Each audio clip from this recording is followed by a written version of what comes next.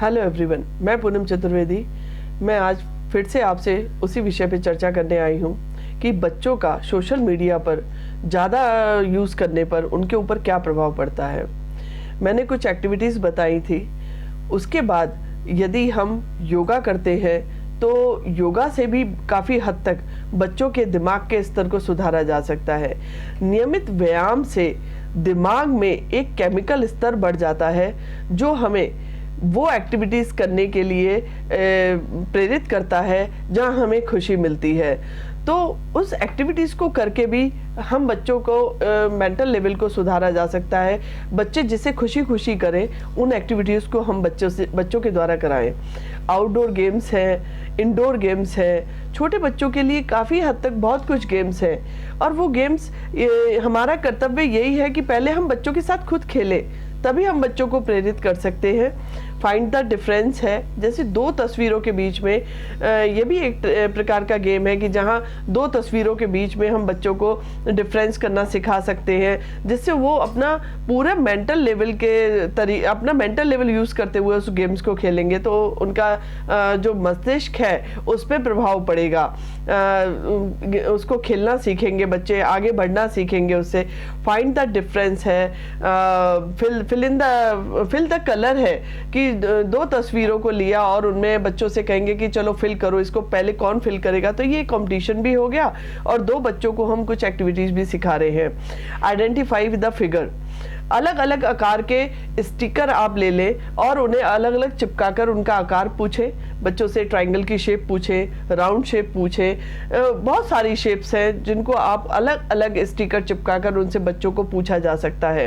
Crossword है, solving problem है, उसमें सुडोकू आता है, रिडल्स आते हैं। बैलेंसिंग गेम्स हैं कई टाइप के, जैसे आपने देखा होगा कि ताश के पत्तों का आकार बना लिया जाता है एक के ऊपर एक टिकाते हुए। तो कुछ इस टाइप के बहुत सारे ऐसे हैं। बॉटल के ऊपर बॉटल रखना, ग्लास के ऊपर ग्लास रखना, कुछ बैलेंस करते हुए बच्चों, तो बच्चे बिजी भी रहेंगे और बच्चों के कॉग्निटिव सिस्टम पर जो असर पड़ेगा वो एक अच्छा मस्तिष्क पर प्रभाव डालेगा बच्चों के। तो इंग्लिश मीडियम, हिंदी मीडियम एक गेम है जिसमें बच्चों में एक कोई भी लड़की के नाम एक साइड हिंदी में है, एक साइड इंग्लिश में नाम है। जैसे हनी को मधु कहते हैं, लाइट रोशनी कहते हैं, पीस है, पीस को शांति बोलते हैं। तो ये नाम बच्चों को दोनों तरफ ही, इंग्लिश मीडियम और हिंदी मीडियम दोनों तरह के अंतर करना भी सिखाएगा और बच्चे इंग्लिश और हिंदी में कंपैरिजन करना भी सीखेंगे और अच्छे से बोल भी पाएंगे। अंग्रेजी वर्ड माला के जैसे A to Z का फिल इन द ब्लैंक्स है, जो उसका प्रयोग करना, जैसे आपने कुछ फिल इन द ब्लैंक्स बच्चों को दे दिए। जैसे एग्जाम्पल, पूजा के समय टीका लगाना, तो आप टी को फिल इन द ब्लैंक्स कर देंगे और उसमें बोलेंगे बच्चों को इसमें क्या भरा जाएगा। आप बच्चों को बहुत कुछ सिखा सकते हैं, स्टोरी लिखना सिखा सकते हैं। बच्चों को आधी स्टोरी दे दीजिए, बच्चे आपको पूरी स्टोरी करके दिखाएंगे। जब हम बच्चों को इस टाइप की एक्टिविटीज़ में उलझाएंगे या हम बच्चों को सिखाएंगे, उलझाना नहीं कह सकते लेकिन हाँ हम सिखाएंगे, तो बच्चे जरूर उसको सीखेंगे और उनका अपने आप ही मोबाइल और टीवी से ध्यान हटता चला जाएगा। लेकिन कोशिश आपको ही करनी होगी। जब तक हम बच्चों के साथ नहीं बैठेंगे तब तक बच्चे नहीं करेंगे। आप कह देंगे ये करके दिखाओ, बहुत मुश्किल है। जब तक आप खुद साथ में सामने नहीं बैठेंगे बच्चे आपकी बात नहीं मानेंगे।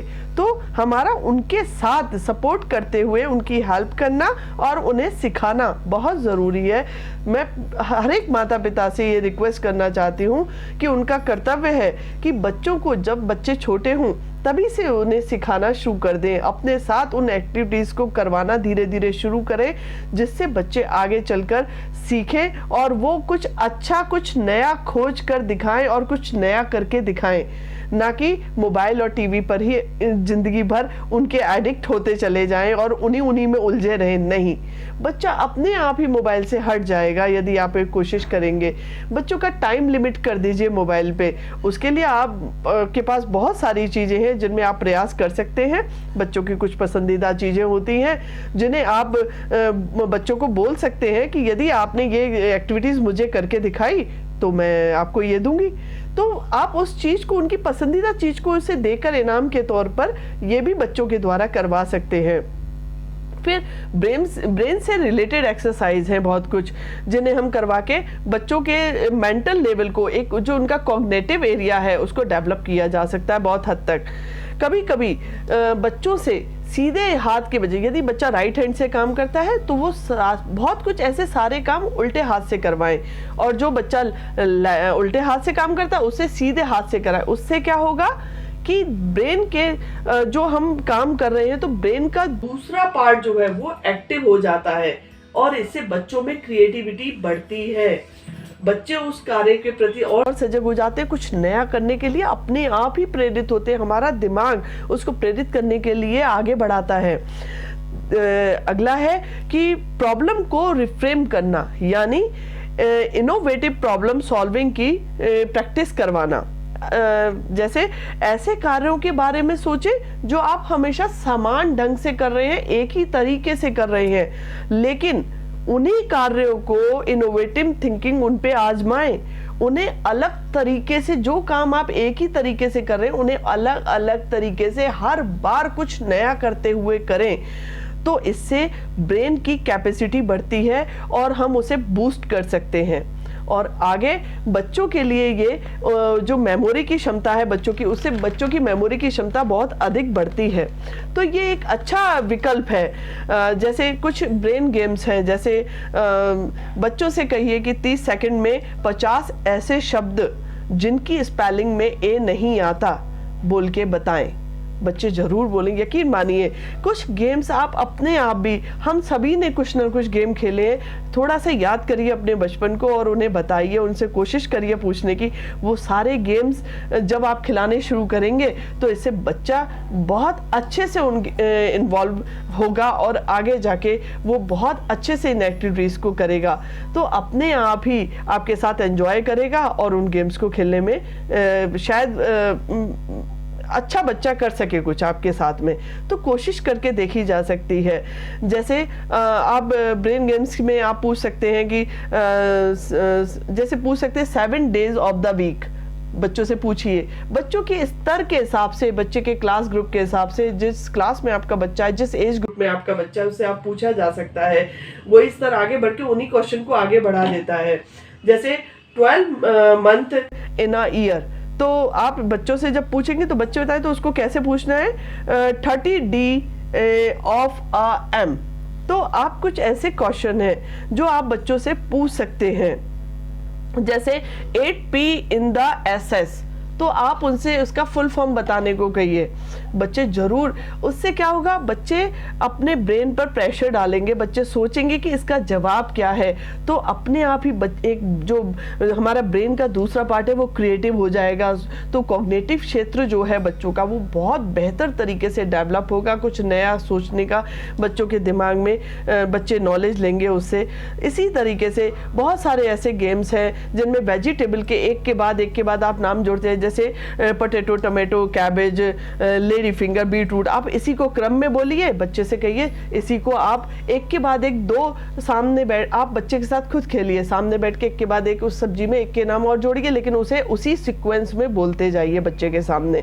बच्चा बहुत अच्छे से इंटरेस्ट लेगा।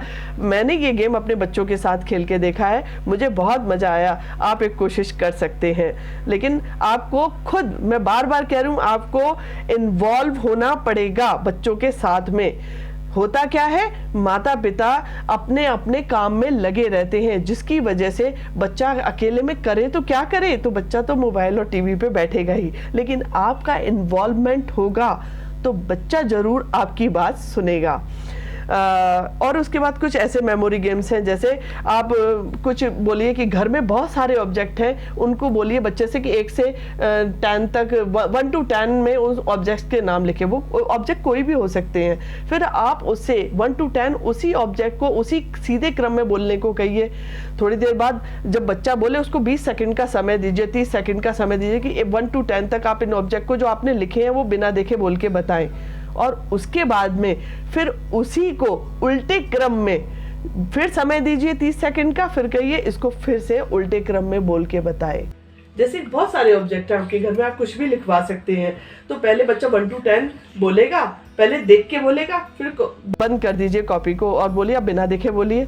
उसके बाद में बच्चा उसी को उल्टे क्रम में बोलेगा 10 to 1।